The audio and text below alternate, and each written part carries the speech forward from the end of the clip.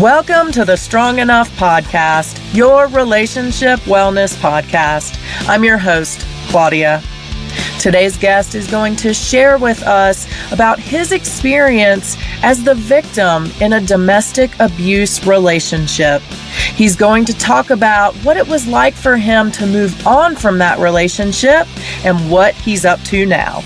Please help me in welcoming Russell Mano. Russell, thank you so much for joining me today. How are you? I'm doing well. Thanks for having me. Absolutely. Thank you so much for being here. I know it is early for both of us, so I appreciate your time. This is a great way, I think, to start out the day, though. Oh, yeah. I'm usually up at 4 anyway, so 4:30, so this is okay. You're one of those guys. I like it. Yeah. Nice. I aspire to be that one day. I'm not sure what that day will be, but one day I aspire to be that early bird. Well, why don't you start by telling the audience a little bit about yourself? Well, sure. I've been a professional coach for probably 20 years. I still coach. I moved away from a personal practice to the corporate world, but that's probably less interesting for your audience. The purpose, I guess, that I'm here is to share an experience that I had with domestic violence and what I learned from that and how I overcame that. So that's the story I'm here to share. Yes, it is. And I am so grateful for you to share that with us today because, first off, domestic violence is really hard for anyone to talk about. It's particularly difficult for men to talk about, I feel like. And now we're just going to jump right in since you mentioned it. Why don't we talk a little bit about what led you into that experience? Sure. I would say a multitude of failed relationships. So, starting from a very young age, I always imagined, a lifelong relationship, marriage, and kids. I've always wanted to be a father. So that's what I imagined. And excuse me. So, having several long-term relationships fail throughout the course of my early life, I wasn't really picking up on the lessons of that. And I had a failed marriage as well. So that marriage lasted under 2 years. And instead of trying to learn more, about myself, I went into another relationship that I stayed in probably 2 years too long because she had a child and I really loved the child. So when that ended, I jumped into another relationship, trying to fill this hole, this void that I was feeling. And that was the relationship that really broke me, that, I wasn't picking up on things. I wasn't examining myself. And that was a really, really destructive relationship.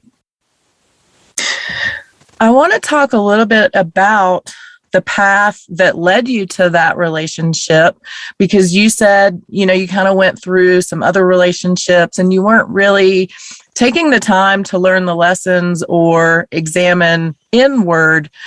Do you think there was anything in your childhood or youth that kind of put you on that path?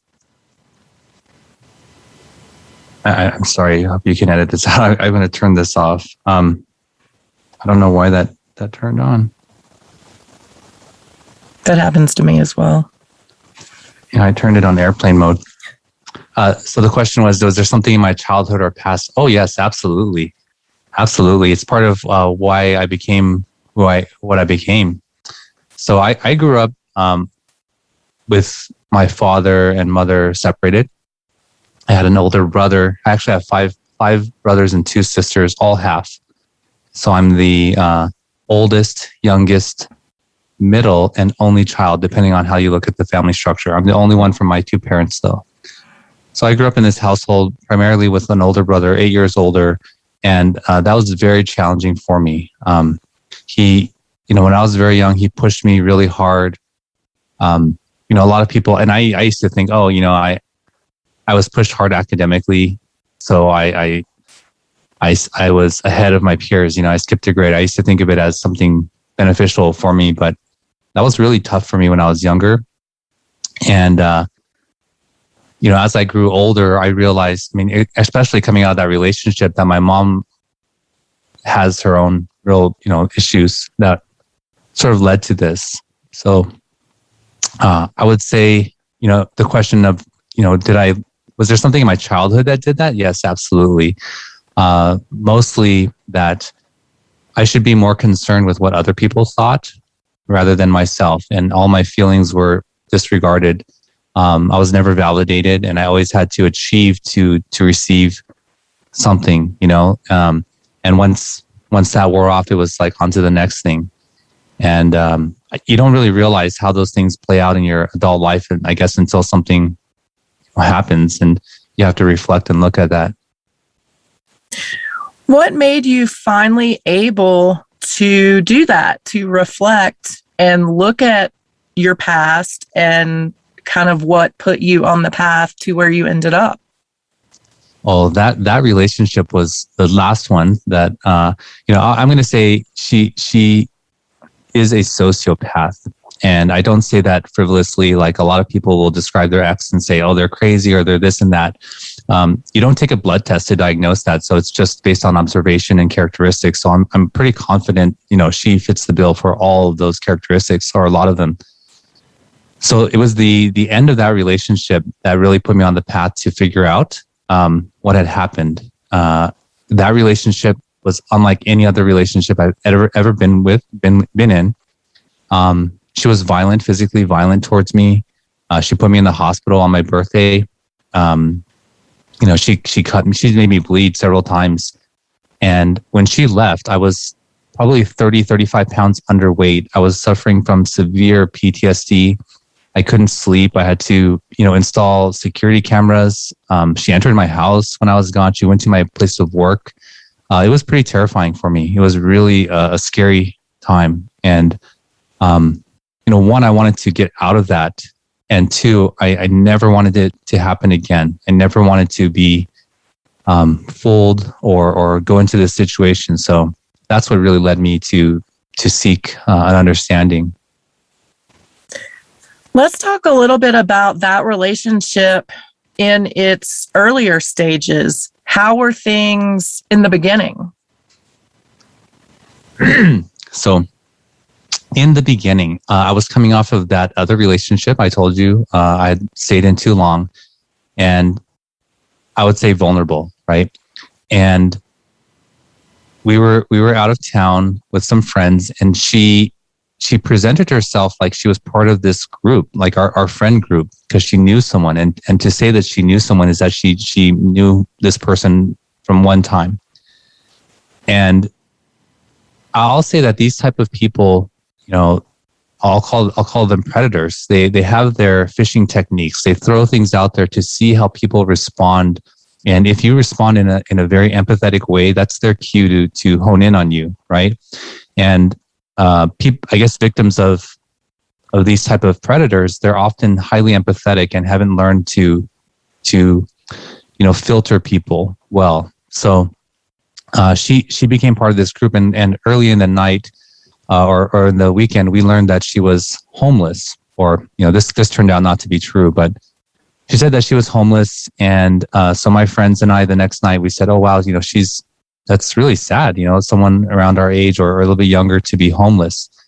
And so through our contacts, we sent an invite to her if she wanted to stay with us at the hotel. So there's 4 other people she could stay on a bed.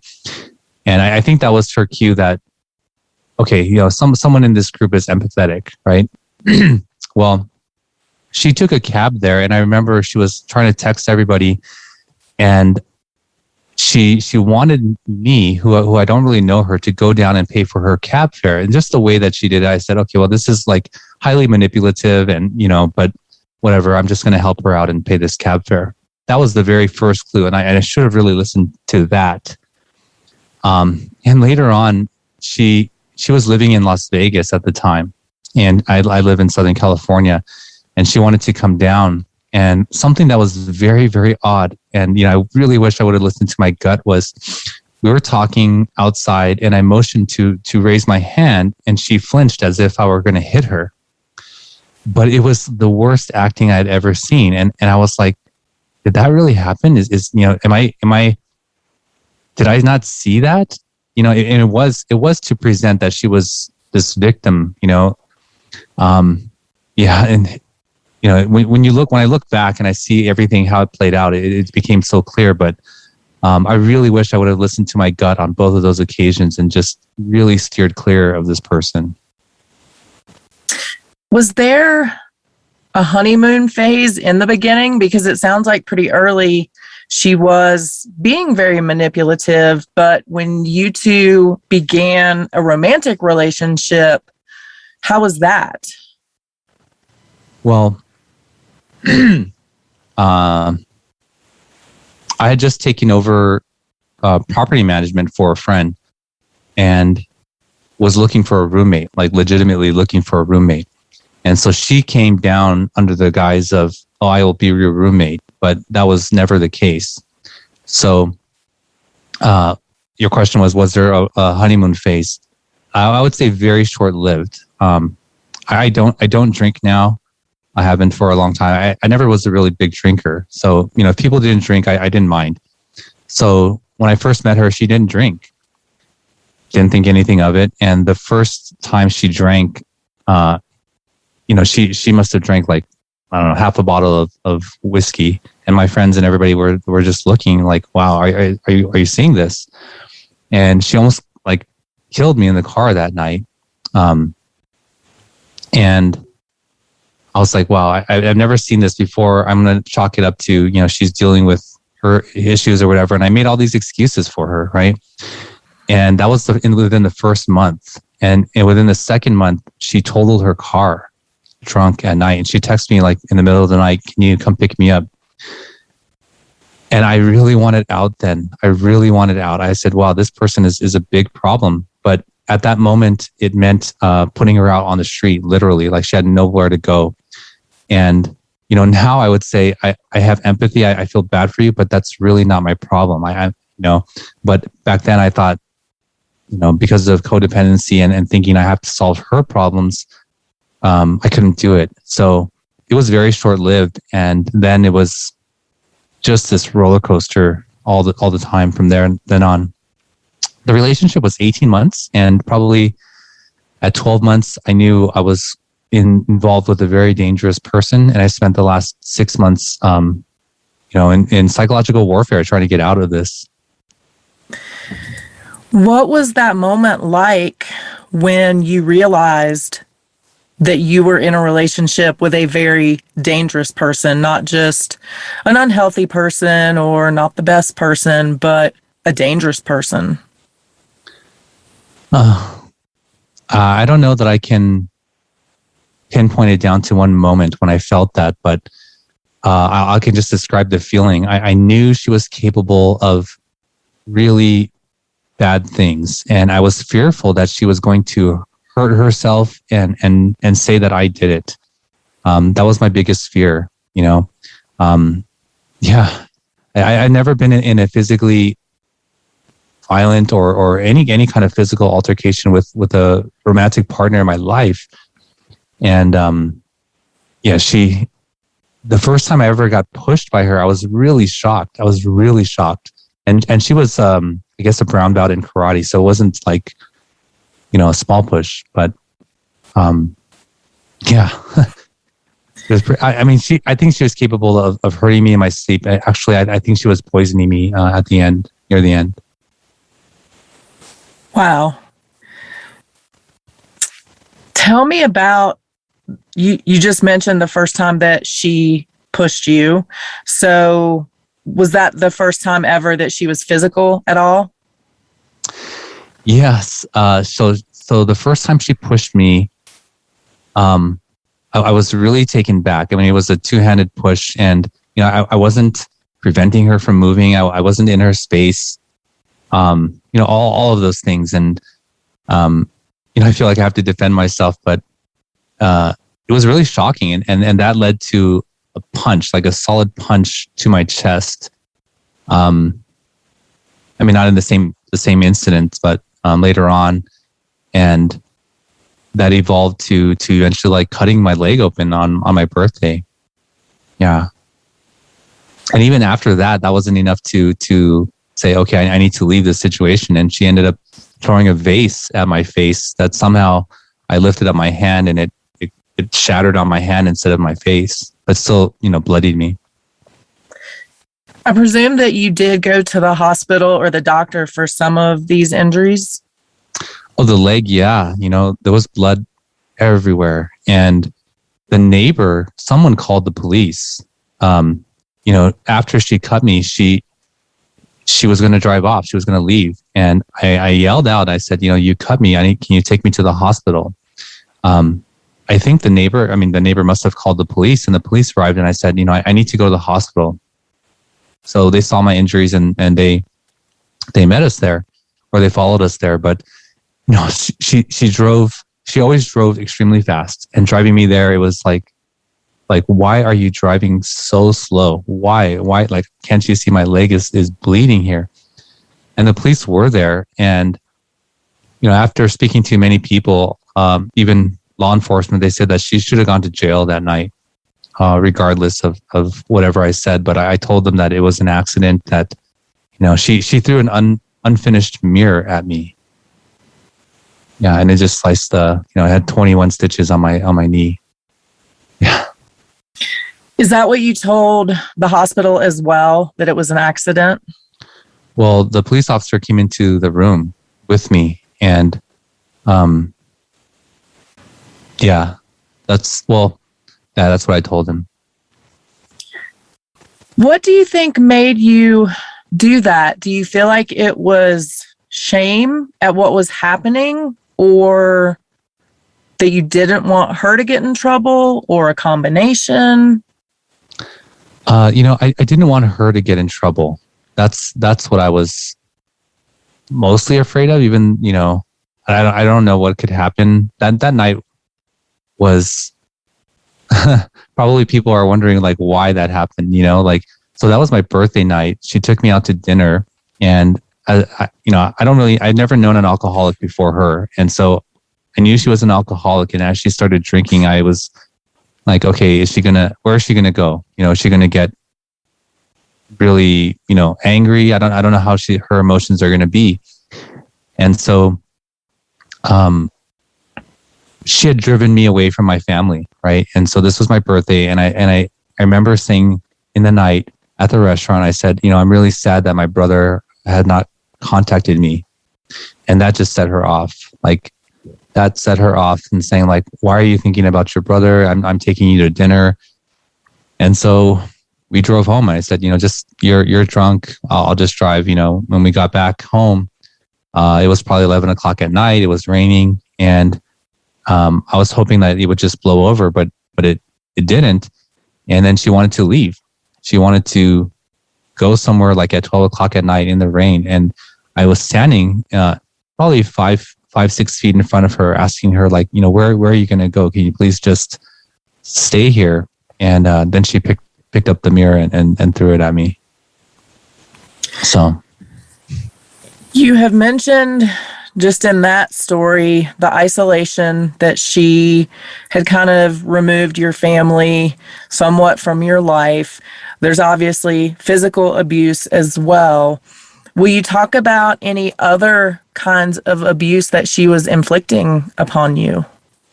Oh yeah, just the gaslighting, like the lying about everything.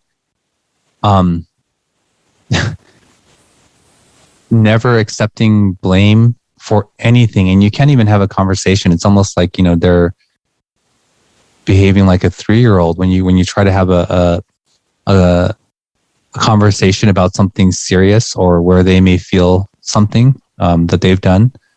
It was horrendous. It was so bad, and I was being made to feel that there was something wrong with me. I don't really enjoy having conversation about meaningless stuff or small talk, and I get it, people do, but that's just not me. But not only was she telling me that I need to have these type of conversations, but that there was something wrong with me for wanting to engage in things that are more deep in thought. So yeah. Where did the incident on your birthday lie in the timeline of your relationship? Okay, so that's February. 11 months in. Yeah. So even then, you weren't quite at the point where you truly realized this person is a danger to me. I was close, but not yet. Not yet. Because, I lied to people how that happened. And no one really knew. They knew I was withdrawn. They knew that this relationship wasn't healthy, but their attempts to draw attention to it just fell on deaf ears because I wasn't open to hearing what they had to say. And so as my friends just started to retreat as well. So I didn't have anybody on the outside saying, oh, you should pay attention to these things. And that's by design. So what was it that made you finally say to yourself, this person is a danger?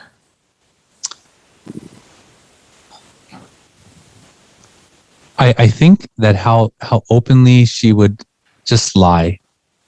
She would just openly lie about things and be open with her ability to and desire to manipulate people for gain.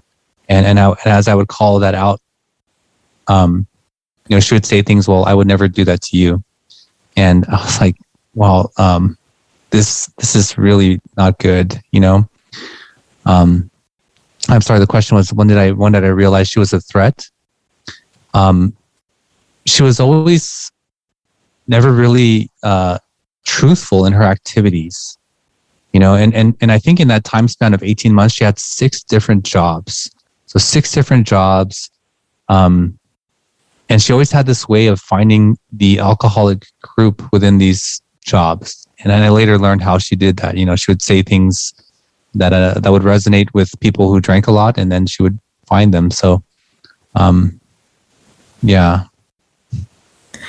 Did she blame the behavior on alcohol? No, not really. No. No, because that would be trying to account for it or saying that it was actually bad, and she would never do that. She actually tried to convince me that she didn't cut me. However twisted that is, like she would say, I didn't do that. In that moment, did it work at all? Was there even that tiniest piece of you that, I don't want to say was buying into it, but was being manipulated? That she didn't cut me or the other stuff? I think at that point I was like, well, she's just not going to admit to it, whatever. I didn't really push it that hard. It's so interesting because I have heard similar stories from other people of literally having something right in front of their face and their abusive partner saying, that's not there. That's not there. What are you talking about? Can you talk a little bit about how that feels as the person experiencing that gaslighting and that type of emotional manipulation? Well, sure. I mean, you begin to doubt yourself a lot, and I just feel like I'm always in this sort of fog, not really sure of what is true, who I am, all those things. Yeah. It's a very, really awful way to live and feel. Let's talk about the 6 months from when you finally kind of told yourself, okay, this person is dangerous, not good for me, I have to get out, to the time when you actually got out. Were those 6 months of active safety planning and planning an exit, or can you talk a little bit about that time and how that was for you? Sure. So she was onto another job. She met another group of friends, and within this group was a young man. And I learned that there was something going on there. I think there was a 8 or 9 year age gap between, like she was 8 or 9 years older than him. And I said, okay, hoping that they would just leave, right? But how that worked out, I mean, she was at that time trying to gain access to my bank accounts under the guise of, helping me set up some credit reporting thing. And she has to get my cards. And I said, I'm thinking, okay, she still can't access it like this. But then she would just straight up ask me for the security questions to my bank accounts. And at first I gave her the bank information, but I put a code or a password, and I changed it, thinking like she wouldn't be so bold to just go in there, but she did. And then she asked me for the questions, and I was just thinking, wow, this person is so unbelievably bold and has no shame whatsoever. Like, but I think she knew I was onto her. And I was waiting for a very large check from one of my clients, and she also was, I think, waiting for that to leave. And she kept asking me about it, and I kept saying, I don't know, just keep delaying. And finally, she left September 2nd, 2015. And before that, like all the bank stuff was happening. Right before she left, my belongings were stolen. And then she just was gone. She ended up leaving like on a Monday or Tuesday to go to that young man's apartment. And so she was setting this up for months, knowing that he was going to leave that Saturday to go out of the country. So she got his apartment and his car for 6 months. Yeah, and sadly, she entered a relationship with this person. She drained him. He's not equipped emotionally to handle this, and he left, and he's still missing. The FBI has contacted one of his friends, and one of the friends contacted me. So that is the destruction a person like this leaves in their wake. I don't know what happened to him, but he's still missing to this day. I don't want to veer off the story from you, but I have to just for a moment. How long has he been missing? And is there any part of you that thinks she played a part in his being missing? Oh, 100%. 100%. When I first met her, she carried around this, I guess it's like an urn, but, her father's ashes. But there was, something weird about her story. She said that her father had committed suicide by jumping off the Golden Gate Bridge. Okay. Later on, I got in contact with people who knew her. It just so happened, like I remembered the name of a person that she had blocked on Facebook, and I reached out to them. And I thought, well, this is after she left. I said, you don't know me. We know this person. If you know her like I know her, you probably have some things to share with me. And she reached out to me, and another of her friends reached out to me, and they said, oh yeah, we know who she is and what she's about. And then it was then when I learned that her father committed suicide while they were living together. So I don't know what happened with her father. I don't know what happened with this guy. I would say that it's not beyond her to make someone feel so low where they would contemplate that, and that even as evil as it sounds, to feel a sense of power over that person, that they could exert that sort of control. I would say that that's not beyond her. And how long has he been missing? I think since December 2016. Wow. Let's talk about the time since then. How was the initial healing process right after you two split up? And I don't really want to say that when she left, because that makes it sound like you weren't ready to leave and you were ready and you were on your way out the door. So I'm going to say when you left. How was it initially? Very hard. Very, very hard. I couldn't sleep. I felt like my heart was racing all the time. I was in the throes of PTSD, and I was once I heard the term um, narcissist, and I majored in psychology in college, and I also revisited that term and started looking into that. I was consuming information probably 8 to 12 hours a day, just reading, watching videos, like just voraciously for weeks, just thinking, wow, this is her, right? Okay, so now I'm educating myself, but I still don't feel well. And I was at the point where I wanted to seek counseling, and looking into that and reading about it. Well, from what I found, it said that counseling didn't really help much.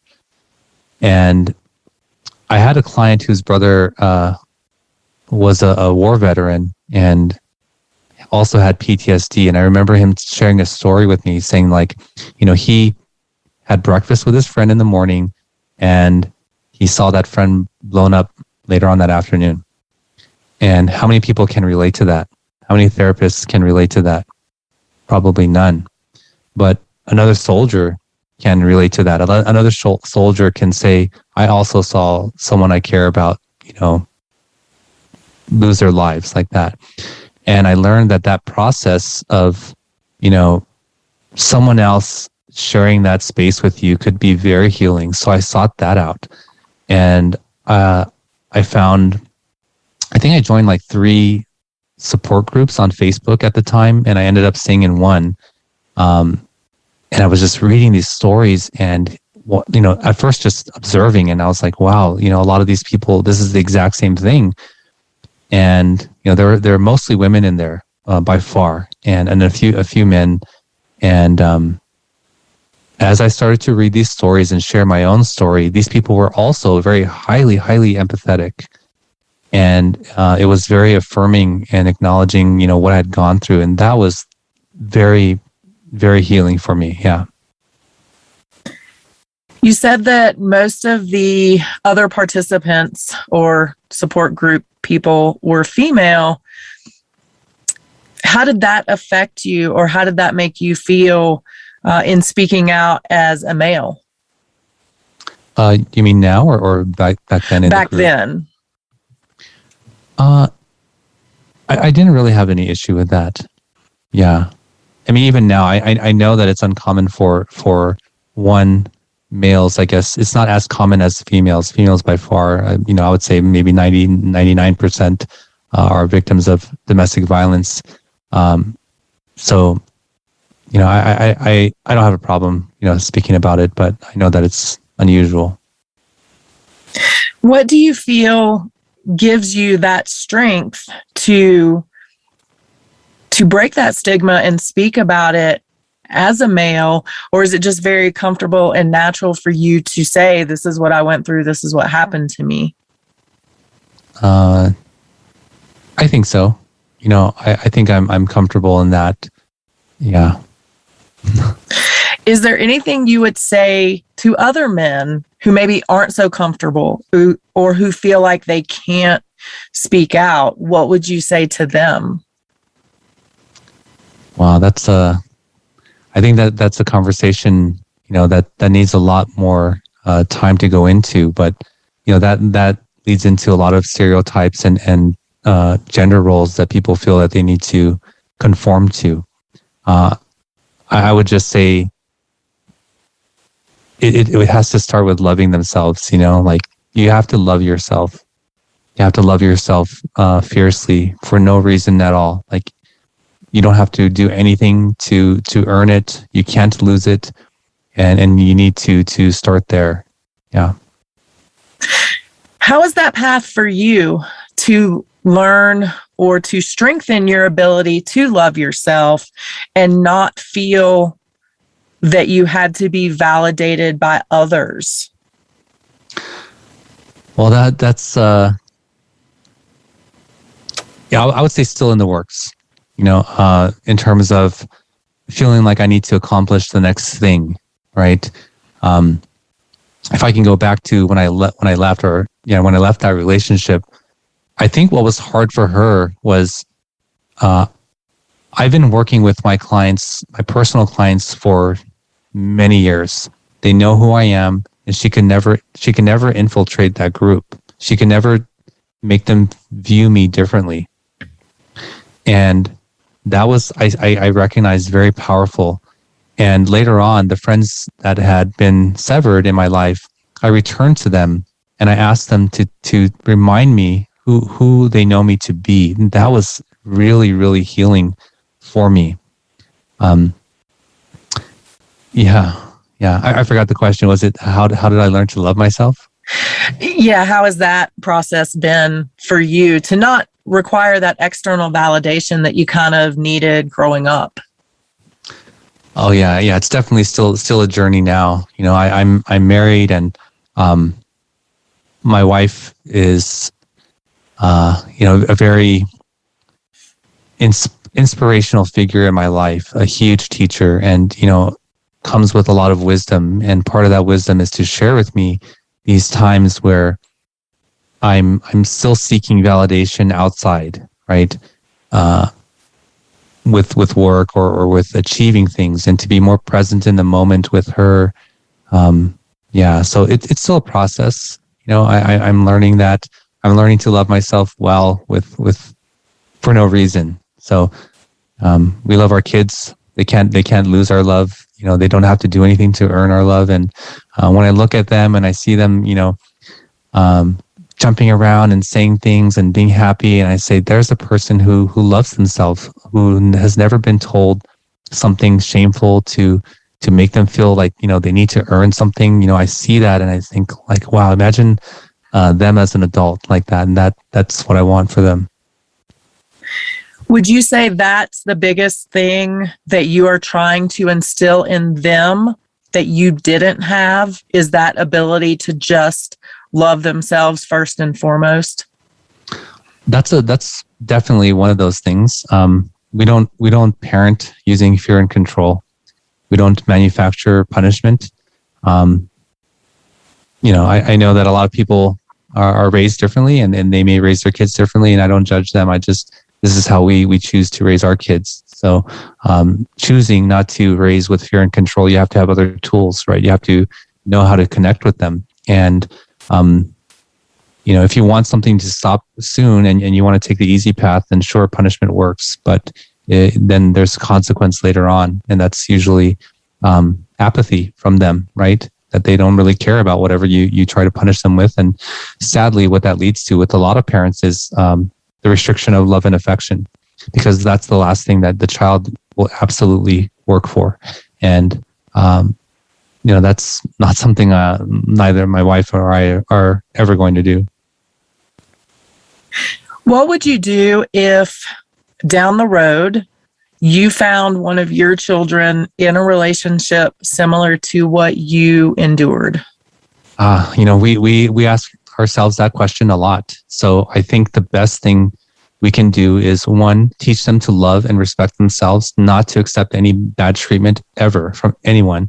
And we have to model what that looks like, so that when they encounter people in their lives that are outside of that, that it feels wrong to them, that they're like, that's not something that I like. It has to start there, I think, that's the most that we can do to protect them. I mean, when they're older, we can certainly tell them about these people, but knowledge of them alone won't bring them to know and recognize when they're not being treated well.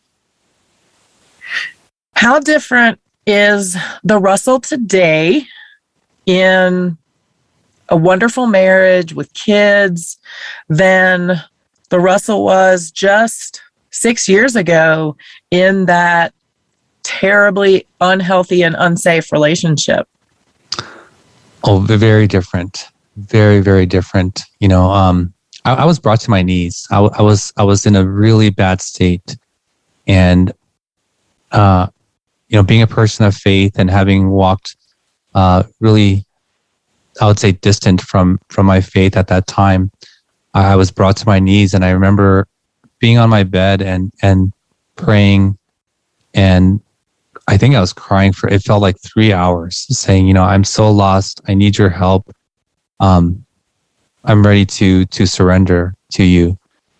And at that time, having gone from relationship to relationship, that's what I wanted most. But I was like, okay, if I'm meant not to have a family, if I'm meant to be single, so be it. And I think also an answer to my prayers at that time was, my wife and the family that I have now. Was it scary for you to go into that new relationship with your now wife? So I met her in the group. Okay. Met her in the group, and you don't go into a group like that looking for a relationship, right? And so she understood, I understood her, and so very, very quickly, we started talking outside of the group, and I remember there was only one occasion where I thought to myself, "Shoot, have I not learned anything?" Am I giving this person too much information too fast? Should I be more guarded? I remember that specifically. And I remember praying about it. And as soon as it was weird, as soon as I started to think that there was all this interference, almost like static, like white noise on a TV, I was like, that's so weird. I can't even get those thoughts through. And this, so that, this lady at my church, I remember talking to her, and she's like, have you asked God if this is the right person for you? And I was like, no, I haven't. And she's like, you have to ask. Even if you think that she's the right one, you have to ask. And I was like, okay. And that was a Sunday. And, Monday came, I didn't ask. Tuesday, Wednesday. I think on Thursday morning, I was like, waking up 5 o'clock in the morning, 5:30 in the morning. And I just like, okay, God, is she the one for me? And I remember, standing in the bathroom in the mirror and hearing this voice respond so quickly and immediately and say, Russell, she's the one for you, in a voice where I'm not questioning, is that just in my head? Am I imagining that? And I was so shocked. I was really shocked. And if I think about it, like if it had come any other way, like how would I have known? Would I've kept looking for signs, like something, wondering, just the way that it was delivered was amazing. So, yeah. I love that story. It made me smile. So that is amazing. Tell me, what do you do now to take care of yourself, to keep yourself well? Well, I put into practice what I've learned, and I wanted to put that into practice right away. So I learned, my wife and I approached the same thing from very different perspectives, but we add to each other, right? So my perspective was, I wanted to learn their methods and tools and be able to spot them as they're happening.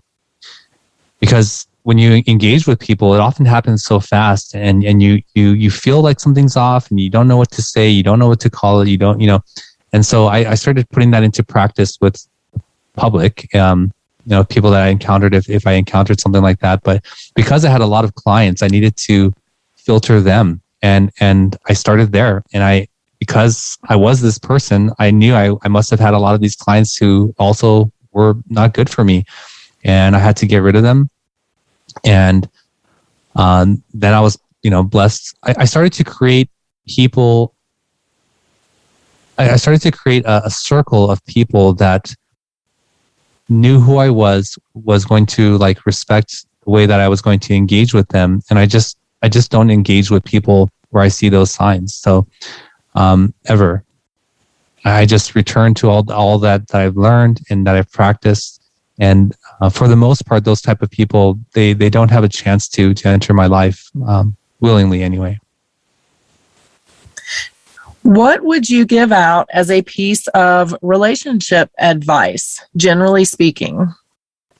So for someone seeking a relationship or someone in a relationship? Let's go with in a relationship. In a relationship. And there may be wanting to get out? Is this Let's start there. Yes. If someone is in an unsafe or unhealthy relationship, what would you say to them? This is a question that my wife and I asked ourselves a lot, right? Because we really want to figure this out. We really want to know how can you reach these people? Because it's hard. It's hard to reach them. I would, and even for their friends to constantly, be codependent and trying to help them. That's not healthy either, right? So I would just say to them, like, to love themselves, to know what that looks like and feels like, and know when that's being violated, when you're not honoring yourself. And if honoring yourself, if honoring your feelings, if loving yourself feels offensive or feels like you're hurting someone else, like, pay attention to that, because there is nothing wrong with loving yourself. If someone's making you feel like you need to make their needs more important than yourself, that's not a good situation to be in. Yeah. Now let's go to the happy, healthy relationship that you are in now. What can somebody do if they're in a good relationship, but they just want to keep it good and make it even better and stronger? What would you say to them? Oh, sure. Loving yourself is a constant thing. You have to continue to work at that. One of the things that my wife and I share is this idea that we say, I choose you. And anyone who's been in an abusive relationship has heard, well, you chose me. I choose you is, you are the person that I want. You have the characteristics of the person that I want to be with. And what do I have to do to maintain that, to not lose you? And I put all my happiness in this relationship, and I know she does. We put it on ourselves. She is not responsible for my happiness, and I am not responsible for hers.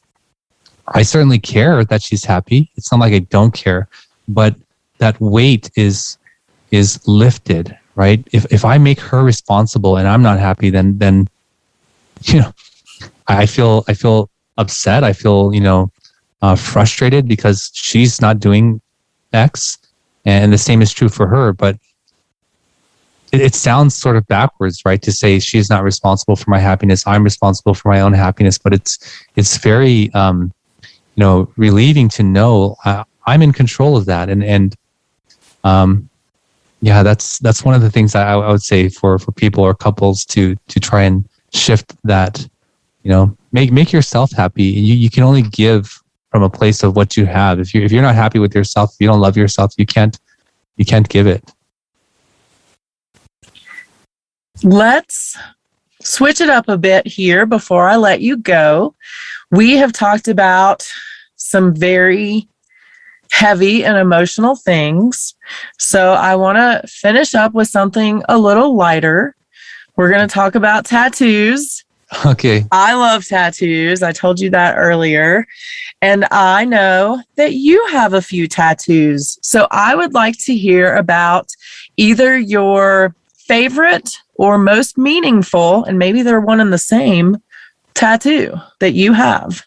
Well, I have 6. And I sort of wish that I could look in the mirror and see my body as it was just natural sometimes. But on my forearm, it's the last tattoo that I got. It's a scripture. It's Zechariah 4:6, and it's in a non-distinct place. So even when people, they're really shocked. They're like, "Oh, well, how long have you had that?" Because it's not really visible.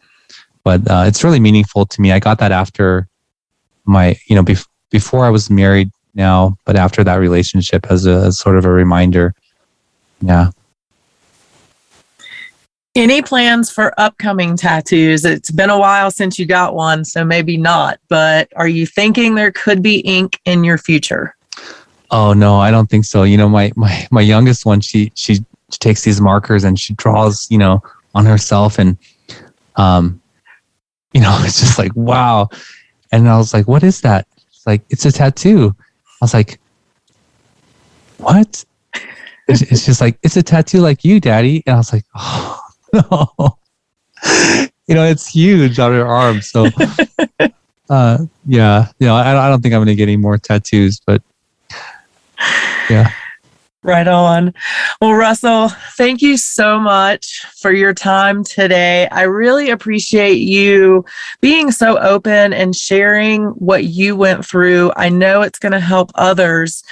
If people want to find you or reach out to you, and maybe you don't want them to, but if you do, will you share where they can find you? Oh, sure. Well, I have two podcasts. One is called the SGV Master Key Podcast. The second one is called the Fit Fellows Podcast. We haven't launched that yet, but it's coming out soon. You can reach me at info@sgvmasterkey.com. Probably unrelated to all of this, I have a YouTube channel called Coach Russ if you're into basketball, and an Instagram by the same, but any one of those outlets, you can probably reach me. Excellent. Well, I love basketball, so I'll check you out there as well.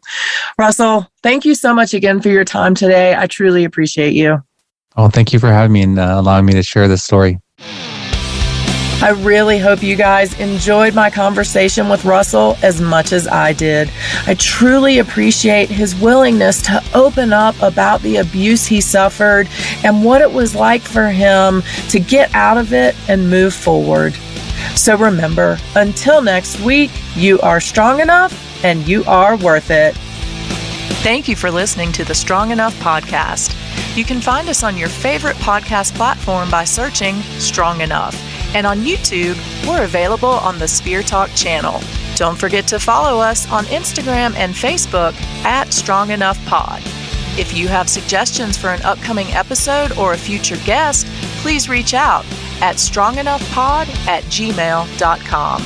Remember, you are worth it.